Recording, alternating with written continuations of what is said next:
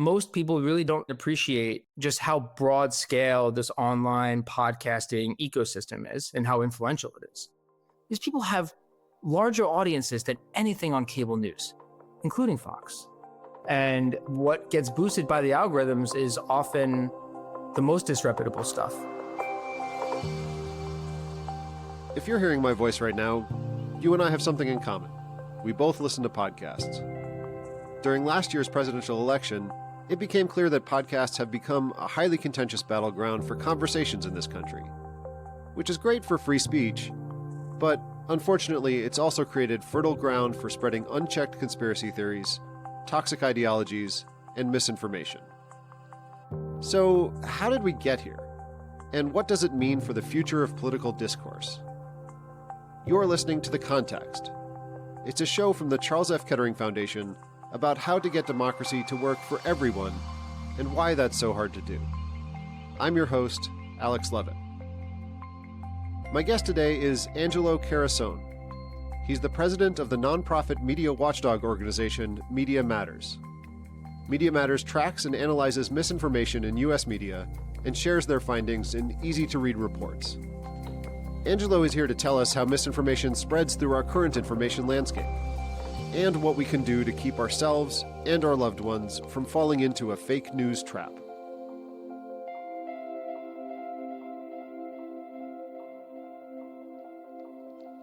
Angelo Carusone, welcome to the podcast.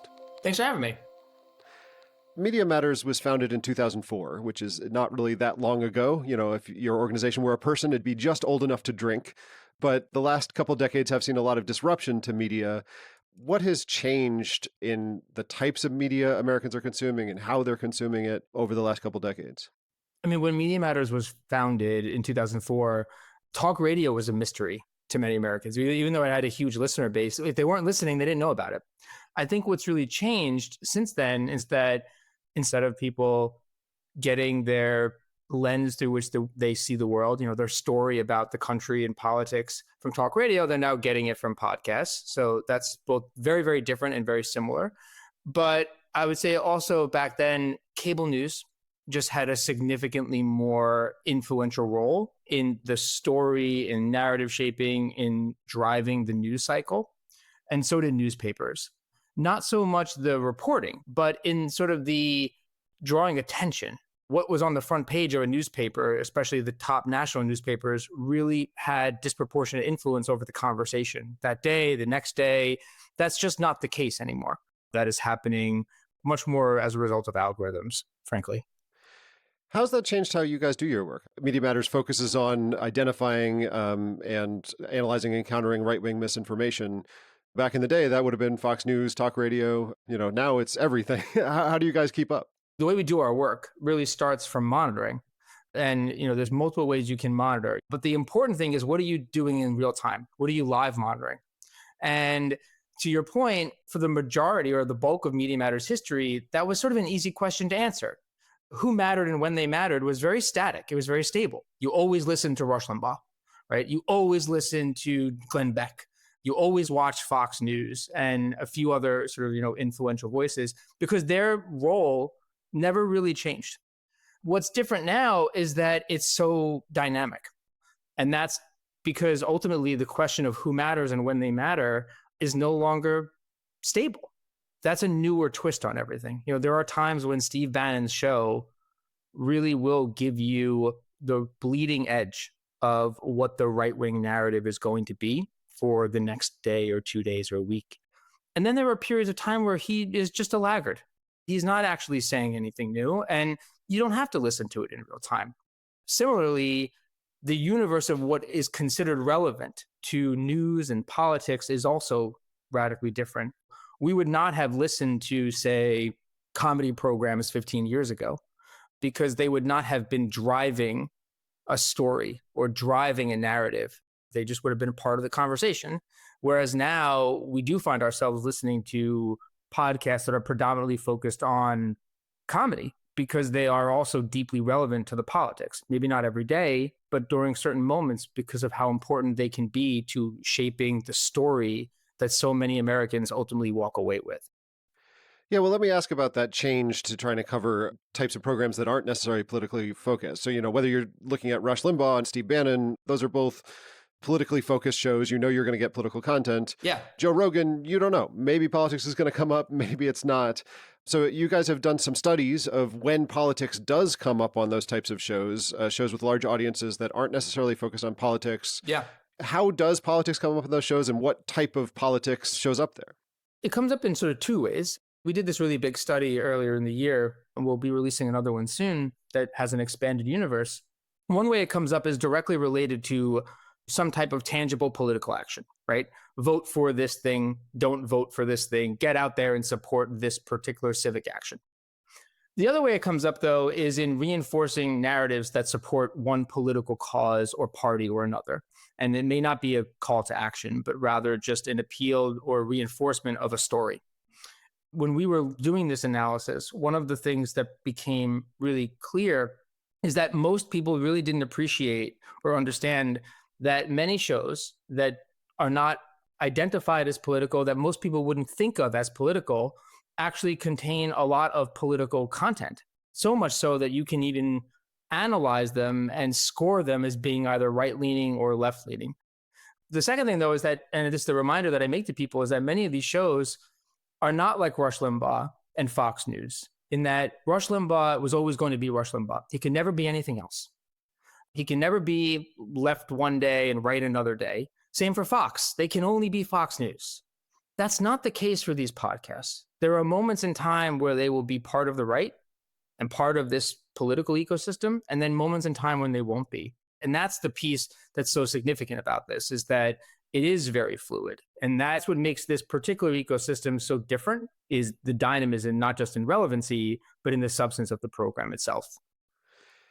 So can you say a little bit more about that report that came out earlier this year? And as you're saying, that's chronicling 2024, early 2025. That's right. As you say, you can kind of put these things on a spectrum between left and right.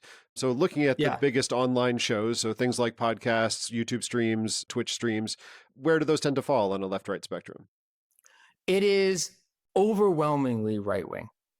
I always hesitate when I say that, because people say, oh, God, you're just saying that because you lean to the left, so you just criticize. No, we did an analysis. In fact, I think what's so interesting about it is not to say, oh, all of these individuals who host these shows are part of the right, but rather the content, the stories that they're telling are aligned with the right. So here's what we found. What we did is we looked at the top 500 online shows, these podcasts in particular, and then we narrowed it down to 320. And the way we narrowed it down is some of them just didn't touch politics at all. You can't even draw any connection to reinforcing a political narrative. And so you take out about 180 of those shows. Okay, they're not political. What you're left with is about 320 programs that can be identified as in some way political. And if you look at those 320 shows, and then you say, okay, well, now let's compare the size. The total audience size for all of those remaining influential 320 programs is about 585 million subscribers in total. 480 million subscribers are to shows that are coded as right-leaning. So that's about 82% of the audience. And then people will quibble with, okay, well, how did you get to that coding? How did you make those determinations? In some ways, it's very easy. So the way we did it is we looked at not just one or two shows, but rather several months leading up to the 2024 election, and then in the few months right after it. And we used a few metrics. One was, did they identify as right-leaning? In some cases, they did. That's an easy one. In other cases, we said, right, well, one of the biggest things happening in that time, especially in the storytelling world, was the election. So did they engage in the electoral politics? And if so, were they encouraging or supporting their audience to vote one way or the other? That's the second thing. Then we looked at top stories at the time. So things around immigration, right? Or issues of war and peace. And we lined that up with what Trump was saying and then what the Harris people were saying, and saying, okay, are they telling a story that is more aligned with supporting Republicans or supporting Democrats? Is it more aligned with the right-wing narrative or the left-wing narrative? And when you walk away from all of that, what you find is that that's how they're coded as right-leaning. So, for example, there are people like Theo Von, who is a deeply influential podcaster, who's a comedian. He just mostly does comic sort of public interest stuff, never really did politics. He became very political. And a lot of what he was doing was reinforcing stories that the Trump campaign was telling, but then also outwardly endorsing them. and supporting Trump. If we had done that study 3 years ago, he would have not been in the study at all because he would have been coded as not political. He never touched politics. Other figures like a streamer, one streamer in particular who's influential is Asmongold. He plays video games and talks. That's what his show is. His show is that. But he became increasingly political over the course of 2024. And heading into the summer, a lot of what he was focused on wasn't just Israel-Palestine, but more broadly this issue of war and peace. And his ultimate position was that Democrats were warmongers and that Republicans at least weren't going to drag people into war. And that was the story that he was telling his listeners. So if you're watching him, you enjoy the game. You enjoy the watching people play games. It's just like watching somebody play golf or other sports, But as you're watching, he's talking and increasingly became more political. And so a lot of those shows aren't just, I'm a political show, and so let me talk about politics for 2 hours. But instead, they're actually programming where you're getting a lot of really enjoyable content that is not political at all, but then weaved into it are these really hard, explicit calls to action or reinforcements of political narratives. And just to put a bow on that stat, of the 320 shows that we coded at the time, a full third of them did not identify at all as political. They don't code themselves as political. They don't build themselves as political when they sell their ads or they market themselves. A third. So, a little more than 100 didn't even say they touched politics. Yet of that third, 72% of them actually did politics and were coded as right-leaning. And I don't think they're doing it to be intentionally deceptive. I think the definition of news and politics has also greatly expanded in this environment where everything is kind of mixed together. And I do think that's one of the big differences between, say, podcast programs and these online shows and like the more traditional talk radio programming. So is this a danger to democracy? I mean, if a certain media format tends to lean right or left, you or I might have our own political opinions. Yeah. But is this something that we should be worried about as lowercase d Democrats or something that just capital D Democrats need to worry about? Capital D Democrats should worry about it because it affects organizing and building political power. That's not what drives me. What drives me is the small d, the functioning of a civic society. And it's unfortunate because it cuts both ways, especially as the internet was getting more traction and social media was getting more traction. People would point to it as an example of like the democratization. Right? So this is a good thing. And yeah, it can very well be a good thing. But there's a dark side to it too. And I think there's many factors that can pull programming in one direction or another. And it's very easy to game or manipulate those considerations simply if you have a head start, which the right had. But beyond that, it really just gets to what the algorithms do. And the more of an advantage you have in this space, the more it can pull the rest of the conversation in that direction simply through these recommendation tools. And that's where I think the real threat to democracy comes in. The threat to small d democracy is not the existence of these shows. I don't think that's a threat. I think that's a great part of democracy. I think that's actually one of the things that is deep in American culture and history is that we've always had fringes and very active fringes. But what the threat to democracy is we've never had powerful technology that was connecting otherwise disconnected audiences as fast as the online platforms are. The second is that we haven't had mechanisms where the incentive structures can pull programming in such a fast way to engage in or reinforce or validate narratives that may be entirely bogus, but are ultimately going to be responsive to an audience. So that to me is the real threat, is both the connecting otherwise disconnected audiences, building power on the fringes. The narrative is simply too easy to be manipulated without any real professional safeguards on top of it. And I don't want to romanticize all journalism, but journalism matters. And it matters because it's a profession. There's a mechanism by which they decide not as only what is newsworthy and how to report it, but what should be on the front page of the news. And I get that things change and that's okay. But the idea that somebody's saying, this is why it is more important to put this on the front page than that front page 20 years ago, you can disagree with it, but at least there was a mechanism. And that's not what's driving the system right now. It's a bit of a free-for-all. And in a free-for-all, might makes right. And that's not good for democracy. It's actually the opposite of what should be guiding and governing and reinforcing a democracy. Well, let me ask about that because I think this research pushes back on a few common understandings that I've had about how the media works, Yeah. including, so I've always thought like the algorithm, wants to keep us engaged. So we get angry and then it just keeps feeding us more and more extreme content. And that's a little bit what you just said. But somebody like Joe Rogan isn't exactly rage bait. So does does the algorithm help explain why something like that becomes popular or why something like that would lean right? Oh boy, I'm so glad you asked this question. One of the things that I'm most proud of that we've done this year in terms of studies and analyses, it didn't get as much traction as the study did, but I think it's the one that's more interesting because it answers your question. What we did is we wanted to understand what happens to somebody's social media feed, not if they're a Joe Rogan listener or they listen to one of these sort of like not political, but sort of adjacent political shows, but what happens if they're just a casual consumer of, say, TikTok, and then one of these videos, a clip, shows up in their feed and they interact with it? What happens? What happens to their worldview? And so we ran this study and it said, I have now watched a Joe Rogan clip on TikTok.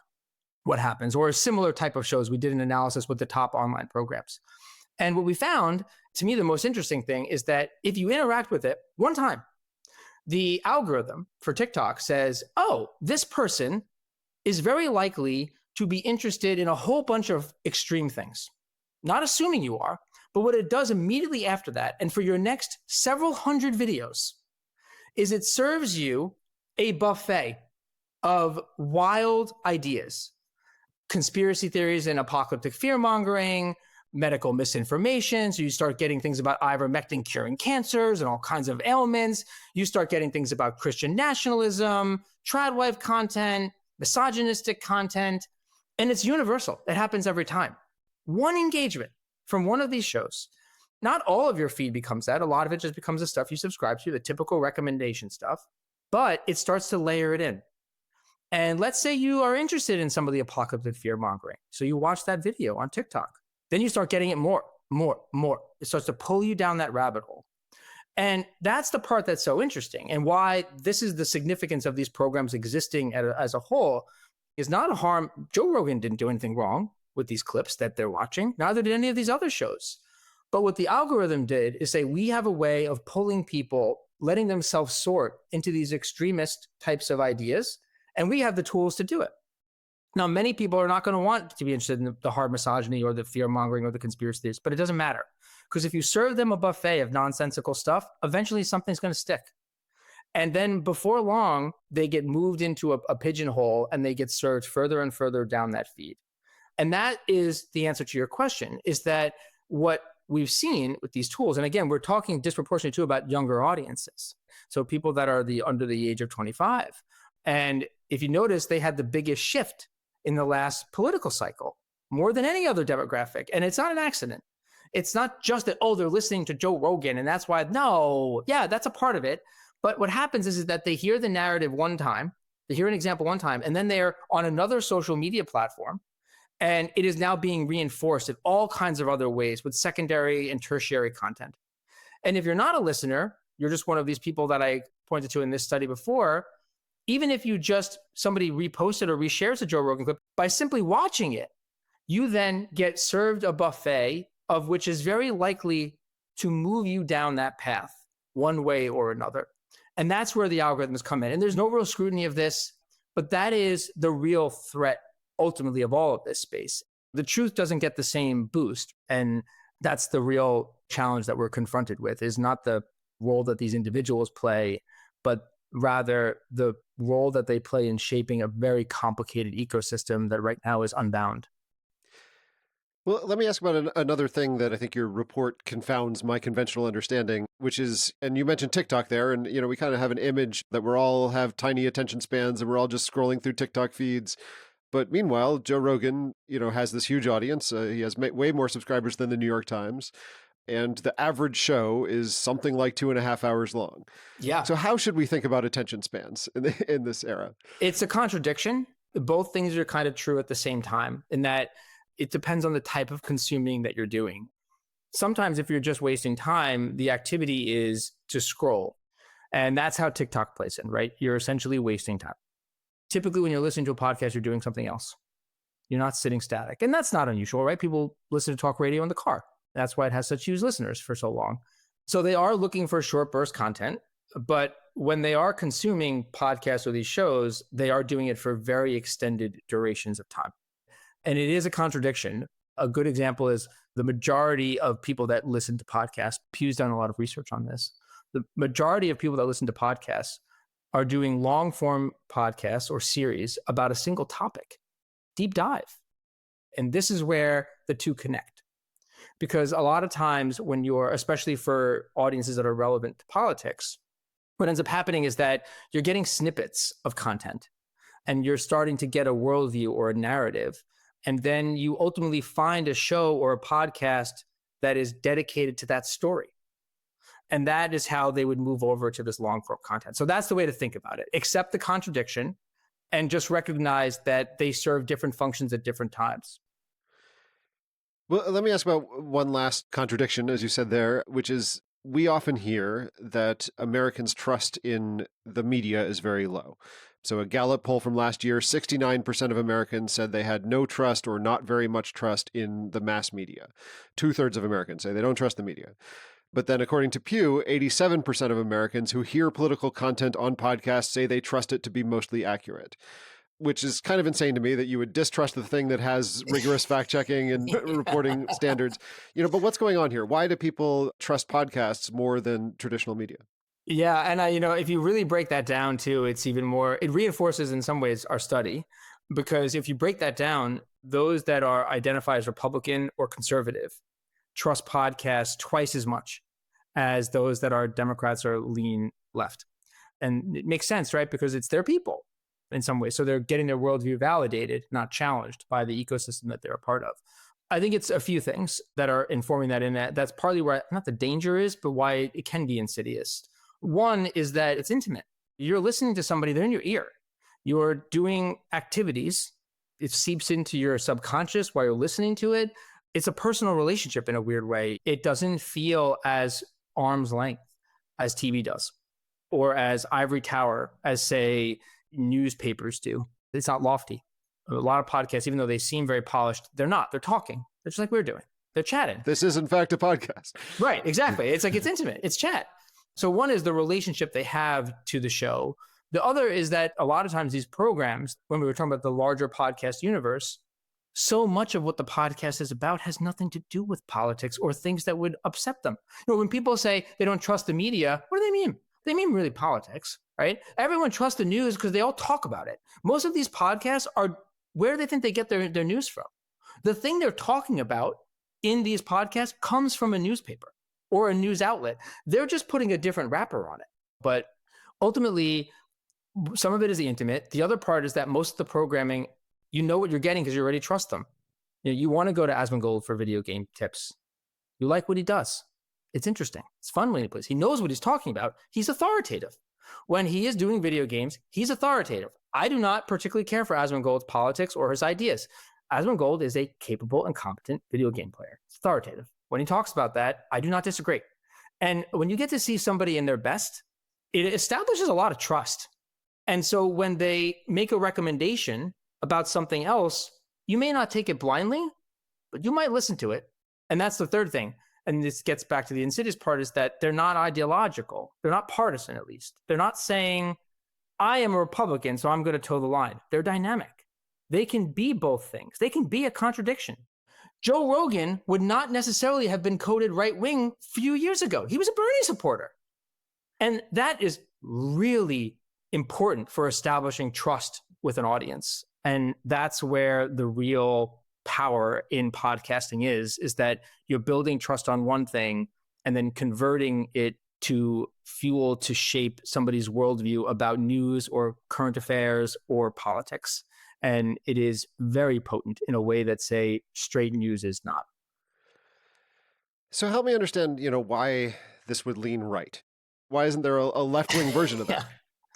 It didn't have to. One is that the right-wing conservatives recognized that it made investments.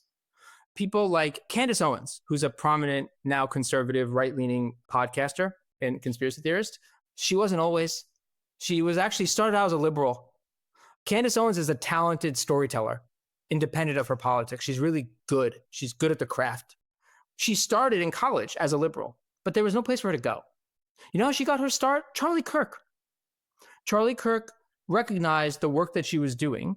And because she didn't have a place to grow on the left, she started this Blexit movement called Black Exit from the Democratic Party, just to get a little bit of attention. It gave her some growth. And Charlie Kirk basically took her under his wing and gave her a show and gave her a place to grow.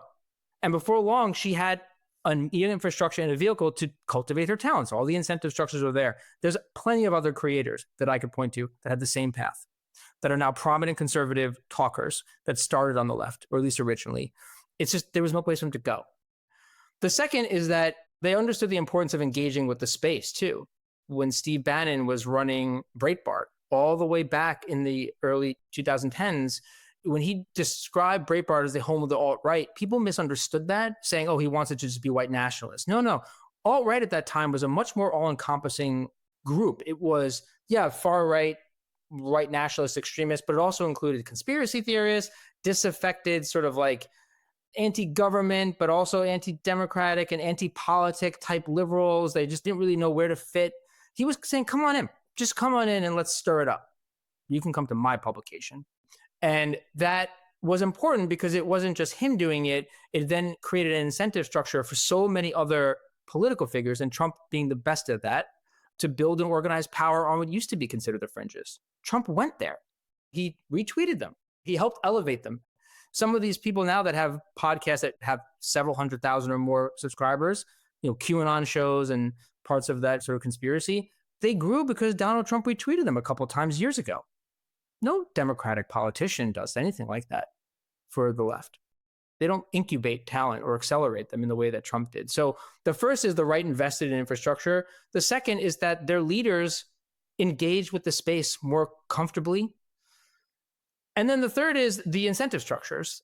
Ultimately, what happened last cycle is that you had an ecosystem where Republicans, and in particular Trump's people, were saying that the left has just gone too far and they're coming for white men next. They're trying to shut you up. And that's powerful stuff to pull people in. You pull them in with a false narrative. The algorithms do the rest. So it's not all like, that they just out-strategized everyone, but they did things that bear fruit in years. And Democrats and civic institutions have not done that.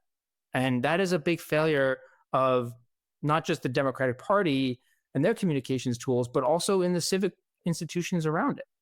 There's no reason why journalists and a lot of the big foundations had not been pumping money into storytellers and creators years ago.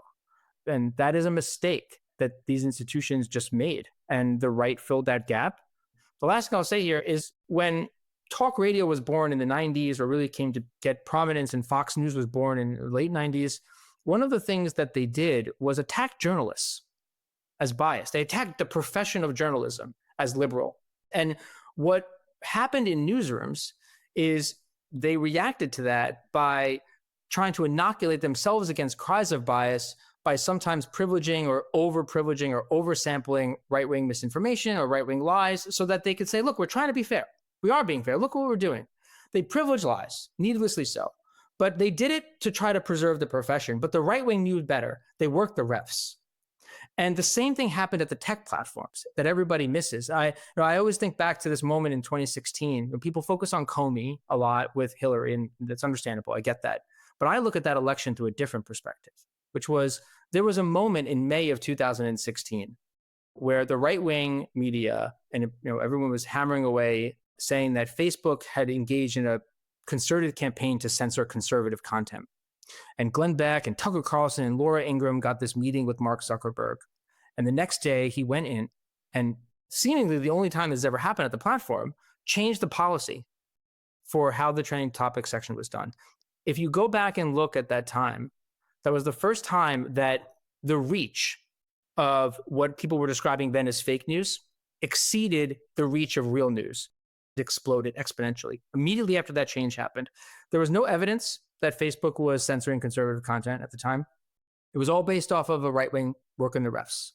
And so that, to me, I think is the last part to your question, is that they have a strategy of working the refs at key places to advantage their own story or their own lies. And I think that's what we're seeing play out now in increasing ways. So you're saying a lot of this was an intentional strategy, and there's a number of tactics within that strategy by the right wing. Yeah, that's right. Do you see anything happening now, either on the political left or just in sort of more pro-democracy, let's get the facts right kind of movements? Is there anything happening that's pushing back on that now? A little bit. It's slow, but it's happening. And so we ran our study and expanded out the universe to a little more than double what we did the last time. So we had a bigger picture of what the podcasting space looks like. And one of the things that will bear out is that left-leaning or left-aligned shows are growing. They're growing fast, and there's a lot of reasons for that. But because of what happened last cycle, you saw some institutional players say, oh, we need to invest in this space. We need to invest in our own storytellers. There was a lot of like silly conversation about, we need a Joe Rogan of the left. It's like, no, that's not the lesson here. You don't need a Joe Rogan of the left because he's not of the right. He leaned in that direction last cycle, but it's a dynamic space. That's not what the lesson was. The lesson is that you need to cultivate storytellers and create pathways for that talent to grow. And that's not going to happen through Democratic elected leaders. And you could look at a perfect example in the first few days after the shutdown. Democrats, instead of relying on an ecosystem of storytellers, which is what we see the right wing doing, they were doing their own live streams, some of which barely broke 100 viewers. But there are bright spots. One of the things that happened in early 2025 is that some institutions, some players invested in storytellers or creator networks to try to incubate talent. And by that, it's not, oh, let's get out there and build out people that are going to be partisan shills, but rather there's a whole range of storytellers that are talking about things like hiking and nature and how the parks are being affected. And where we've seen a lot of this growth is people being able to connect the harms or the consequences of policies to both the actions of the administration, as well as to connect it to audiences that may not be currently engaged in that. And it's very similar to what happened last cycle, where you saw people that don't do politics start to build that connective tissue for their own audiences. And that's important for any civic society. We've lost a lot of that. And that's what these creators are doing. They didn't do it fast enough or big enough, and there's lots of critiques there. But I think what the new study will show is that at least the little bits of investments that were made did bear some fruit, and that more should be done at a faster rate, not just to help win elections. I think that's important, but rather, I think, to create a healthier, more robust civic environment. And that's desperately needed right now. And the only way to put those antibodies in the system is to have more of these storytellers out there. So as you're looking forward into the future, and it's sort of a joke at this point that everyone says every election is the most important election of our lifetimes, but, we really are at a pretty consequential moment for American democracy right now. So as you look forward to 2026, 2028, what are you looking for? What signs would you be looking for that would either be signs of hope or signs of concern? I think that we have to be aware that we are heading into a landscape that's about to get a lot more tilted. Keep in mind that TikTok was basically identified as a national security threat if China owned it because of its potential power and influence. It is now being sold to allies of the Trump administration, and it can very easily be distorted. So for me, my tells are the following. We've seen so many of the individuals in the last cycle that were not political became political and became leaning to the right. Many of them are frustrated right now. They don't like what they're seeing come out of free speech and with the administration. They don't like the crackdowns. They don't like some of the immigration stuff. It's a little too authoritarian for them. That's not what they thought they were voting for or what they were supporting. And regardless of the validity of that, the significance is, for me, is one tell is how much do they continue to ultimately reinforce the line? It's one thing to give a soft criticism, but do they actually say in this election, it's time to do something different? Or do they say, yeah, despite all of this, Trump is still the better choice? The second is, how much more folding do we see from major media properties in the face of critiques? Obviously, Disney suspended Jimmy Kimmel and they brought him back, but it required a public backlash. But YouTube, which needlessly settled with Donald Trump for $25 million for a lawsuit that seemingly is meritless, but capitulated. And then not just them, I think it's the broader media. How much do they hold punches? And then outside of that, I would look at, is there some emergence on the left or a larger increase beyond just a few of these political shows where we see activation in traditionally non-political programming. So for instance, one of the biggest trends on YouTube is these unboxing videos, people that literally just buy products and then they open them up.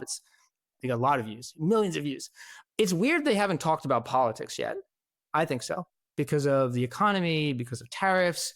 And so for me, my third biggest indicator would be, do a bunch of these programs that are definitely affected or have their audiences affected by the world we live in, do they do anything related to politics? Do they activate? Because that was a big tell in 24 for the momentum for Trump, right? Is that so many of these non-political shows suddenly became engaged for one reason or another and started to tell their audience, hey, this matters to you. I think that's, to me, the biggest tell in all of this is, do you see a bunch of political, non-political programming begin to activate? I don't need them to become hard partisans, but do they actually activate? And of all the things, that's the one, if I could only look at one indicator, it would be that. And I don't think there's a more powerful illustration or indicator for what the midterms will look like and beyond than that segment of the online ecosystem. Do you have any advice for people listening to this right now, how they should think about their own media consumption, or is there anything people can do to kind of impact this media ecosystem? It's probably important, and I usually wouldn't recommend people do it, but I do think it matters to try and listen to one of these shows, especially if you've never heard of them before or never thought to. Maybe not the whole 2 hours, but you should listen. And the reason you should listen is because I promise you have somebody in your life that's very close to you that does. These people have too many listeners. Nobody is not touched by them. And they may get so much of their worldview largely shaped by these programs. You should do it once. I think a lot of times these feel very foreign, and you should listen. Some of these people are genuinely enjoyable to listen to, and you might understand why they have so much of a rapport with their audience. Theo Von is funny, and he's endearing, and he's earnest. And if you're a consumer of him every day, it's really easy just to follow what he says. And so if you don't have any idea who Theo Von is or how he talks to his audience, and then you're trying to convince somebody who's a diehard fan, and you're just trying to bombard them with facts or things that seem very aggressive, you're never going to persuade them. You're never going to get them to think differently if you don't at least have a sense of what the lens through how they see the world is. And for a lot of individuals, it is going to be shaped disproportionately by one or more of these shows. So listen to a Theo Von. If you haven't listened to a Rogan, listen to a Rogan, or listen to a Sean Ryan, who is a really influential voice on the right. These people have larger audiences than anything on cable news, including Fox. And if you listen once, you shouldn't be persuaded by it, but you should understand the appeal and how they communicate so that you can see how it is that they're talking about the world and how they're explaining away so much of what's happening right now. Because they acknowledge that things are kind of bad on prices and the economy, but they say it's all going to pay out, that there's a pot of gold at the end of the rainbow. We just have to push through. There's a little bit of pain, but then it's going to be great. And it sounds very legit. And I do think that sometimes it's really easy to sit on the sidelines and wag our finger at it.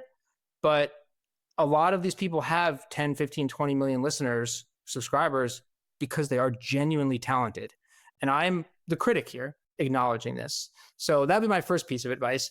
And then my second piece of advice would be to not be quiet. There is an authoritarian consolidation happening right now. The less you talk, the less you engage, the more the dominant narrative ends up getting accelerated and boosted. So I think sometimes the natural response to a moment like this is to duck and cover, but it should be the opposite. There are a few things that do cut across all ideologies and political affiliations. One of them is free speech. It's deep. Americans really love it. They love it. And we should be willing to engage and speak, one, so that it's not easier for them to consolidate power, but so two, so that there's something out there that can be connected to. We're not playing small ball anymore. Elections are about micros, a few percentage points here or there. We're in a macro environment, and the macro landscape is shaped by the media and the conversations around it. Angelo Carusone, thank you for joining me on The Context. Thanks for having me.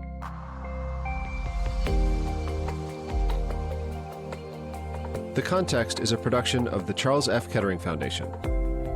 Our producers are George Drake Jr. and Emily Vaughn. Melinda Gilmore is our Director of Communications.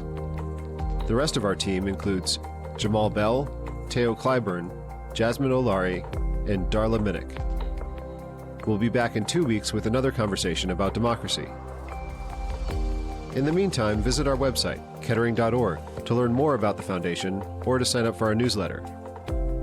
If you have comments for the show, you can reach us at thecontext@kettering.org.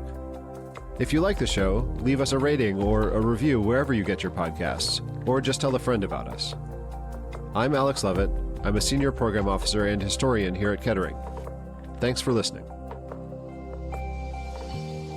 The views and opinions expressed in this podcast are those of the host and guests. They are not the views and opinions of the Kettering Foundation. The Foundation's support of this podcast is not an endorsement of its content.